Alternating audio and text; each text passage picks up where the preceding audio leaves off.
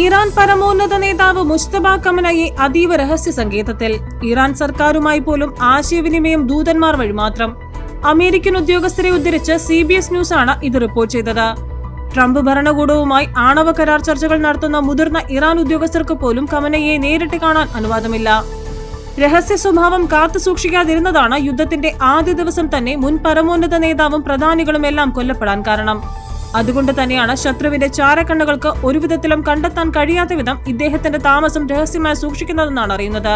ഈ കടുത്ത ആശയവിനിമയ പ്രതിസന്ധിയാണ് ട്രംപ് ഭരണകൂടവുമായുള്ള ആണവ കരാർ ചർച്ചകൾ ഇത്രയധികം വൈകാൻ പ്രധാന കാരണമെന്ന് US വൃത്തങ്ങൾ ചൂണ്ടിക്കാട്ടുന്നു. അമേരിക്കയിൽ നിന്ന് കരാറിന്റെ വിശദാംശങ്ങൾ അയക്കുമ്പോൾ അത് രഹസ്യ സങ്കേതത്തിലുള്ള പരമോന്നത നേതാവിലേക്ക് എത്തിക്കാനും മറുപടി ലഭിക്കാനും ദിവസങ്ങളോളം നീണ്ട താമസം നേരിടുന്നുണ്ടെന്ന് ഒരു മുതിർന്ന US സൈനിക ഉദ്യോഗസ്ഥൻ പറഞ്ഞതായാണ് റിപ്പോർട്ട്. അതേസമയം ഖമനയുടെ ഒളിത്താവളത്തെക്കുറിച്ചോ ഇറാന്റെ ആഭ്യന്തര ആശയവിനിമയ രീതികളെക്കുറിച്ചോ പ്രതികരിക്കാൻ വൈറ്റ് ഹൌസ് തയ്യാറായിട്ടില്ല.